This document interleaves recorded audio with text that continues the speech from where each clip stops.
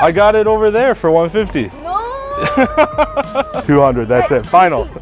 Only for you, because you're my friend. 100. 100 baht. Sure? Yeah, I'm sure. Are you? We do last price 1 cheese, okay? Nah, 1,000. 1 cheese gone. 1,000, bro. 1,500. 1,000, bro. This is my shop now. I'm gonna help you sell. All right, okay.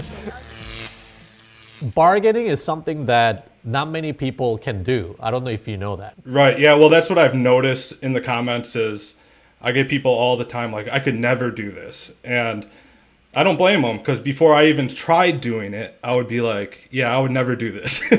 Even when I was little and, my mom's, let's say, the Asian mom is trying to bargain the Correct. crap out of like every single item that we buy. And I'm like, can we just go? Right.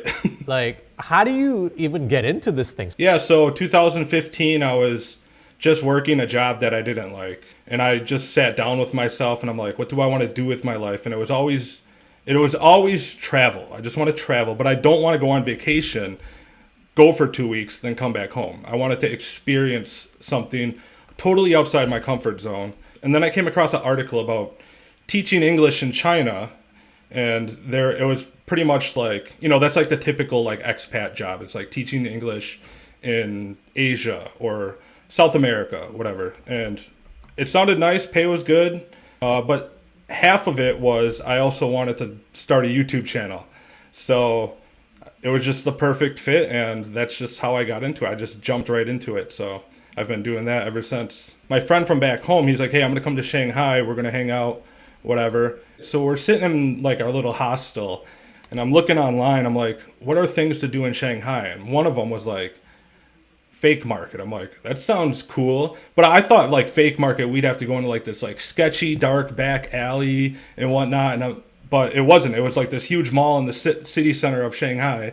And I remember we walked up in there and I knew the stuff was fake. And I wasn't going in there planning on bargaining. We were just going in there just to check it out, make a travel vlog, right? I remember we were talking to a shop owner and I was like, how much are these like Nike Air Max? And they're like $80. And I'm like, are they original? They're like first copy. And I'm like, okay, I'm not going to do that. I start walking away. And then they come down on their price like $30. I'm like, wait, that doesn't make sense. So that's how that all started. It was that moment where it was just like, all right, well, if he's going down $30, let's see if I can go down an extra $20. So This Jordan, do you know? My last price is this. I give you this, okay? no. How much you give me your You best just price? went down. I'm Can sorry, you give me your best price? Yes, 200. I give you. 200. I see best price. If you keep That- one that- price, nobody sell for you Oh. for Jordan. How much your best No, price? I'm good.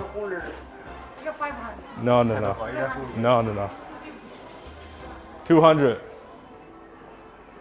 But do you sort of have like a rough price in mind that I'm not going to pay anything above that? Or are you just doing it more for kind of like entertainment purposes just to see how low you can go? So going into these markets, and I hear this a lot, is people feel like bad or they feel cheap for bargaining. But you just got to like let go of that and understand that the person selling you this is trying to get like 5 times the price out of you. So if you go in with that mindset, like, okay, I'm not going to pay 5 times the price of what this is actually worth, then I would just go in with like a rule of thumb, like whatever initial price that they give out, start at like 10 to 20%. And then you just feel it out from there. And worst comes to worst, just walk away and you'll see if whatever price they're giving you was a bluff or not. Because they'll either call you back or they'll let you go.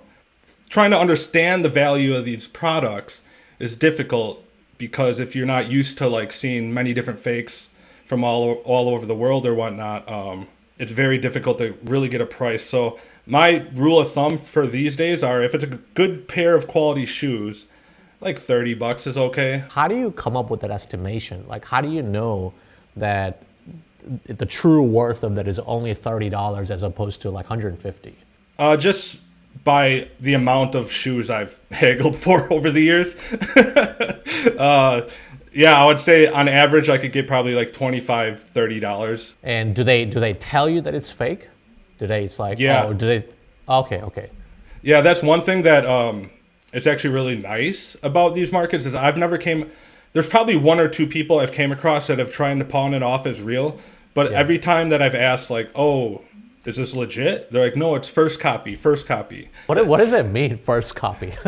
Yeah, like the grade types. So you got like the grade A copies, like first copy meaning like very good quality, and then you can go down.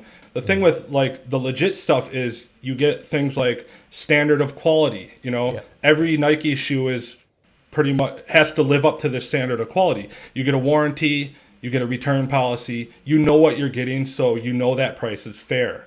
When you go to these markets, there is no standard of quality. There's no posted prices, which is why they run their business, because they know if they can get 4 out of 5 tourists to pay 3 to 5 times that price, that's more lucrative than them posting the same price for all the shoes. Right. And going back to like the reason you need to haggle is, like I said, you don't know where these are made. You don't know the standard of quality. You can't return them. You don't know if they're going to last a day or a year. So that's why that's essentially what you're haggling over. You're haggling over that aspect of it. Were you surprised that people are just like super fascinated by the very thing that you were doing? And what was your reaction to the type of virality of your content? Absolutely. Like I said, like when I tell people, it's like, it's weird, but just watch it. Because I made a few of those videos. I knew the fake markets were interesting because like, that's crazy. You can just go to this mall and buy fake goods for really cheap prices. And so I understood that aspect of it. But I think over time, I started to understand that people like the interaction. You know, it's like I've been told by friends, like, it's like you're watching a sport and you're cheering for one person to win, right? So I was like, if that's what it is, and people are still watching it, I'm going to continue doing it because I love it. Yeah, how much are these? 500 for you. 500. Let me do 450, okay? I'll give you 50 last price, otherwise I'm walking. Don't break my heart. You're breaking Come on. my heart. Okay, Come I on. don't break my heart. I'll give I you didn't- 75. I didn't say this price. 75. All right, let's go. Let's go. Listen to me. Excuse me, sir. Listen. 85. I'm sorry, 85. The money, 100. Sometimes do you feel a sense of compassion that, oh man, these people like really struggling, and for them, even let's say $5, $10 is just a lot of money. Let's say even if they were overcharging you, and that you can clearly see what they're doing, do you sometimes feel like going, yeah, all right, I'll just, to me it's not a lot of money, they probably could use it. So yeah, there's absolutely times where it's like, all right, here's a couple extra dollars, here's a tip. Like I'll give them what they just asked for or whatnot. In the comments, I get people like, oh, what's $5 to you? It means the world to them. There's more efficient ways. If I feel like I'm in a giving mood, there's more efficient ways to give $5 to somebody who needs it on the streets rather than wasting time bargaining over cheap knockoffs. You know what I'm saying?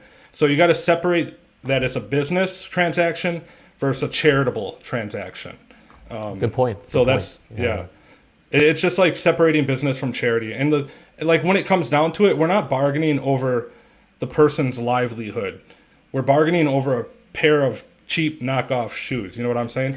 Yeah. If they agree with the price, then obviously they're making profit off of it. If they don't agree with the price, then that's just, okay, we just spent 5 minutes talking, and that's how business works. So no harm, no foul. It's definitely something that I would encourage people to try because you don't know if you like it until you try. But do you think that you naturally have that type of outgoing, very personable, friendly vibe, and not to mention you're like a foreigner Right. in their country. So do you feel like that's something that anybody can do? Yeah, it's like you really have to prepare yourself for going in. Like even if I wake up in a bad mood, I just know that my mood, if I'm in a bad mood, it's going to be a terrible experience. Nobody's going to want to deal with me. You know what I'm saying? So you got to like go in with the mindset of like, all right, I'm going to be happy-go-lucky today. Let's go do this because you're not going to get a good price if you go in with a bad mood. I feel like the majority of people that these sellers deal with are people who aren't in a good mood. So when you're the one person coming across them, Right. and you're Right, happy, right. you're smiling, you're joking with them, they're going to probably give you a good price because you're just making their day a little bit easier. Wow, yeah, that's a perspective I never thought about. So if anything, they must be bored, maybe. Yeah, absolutely.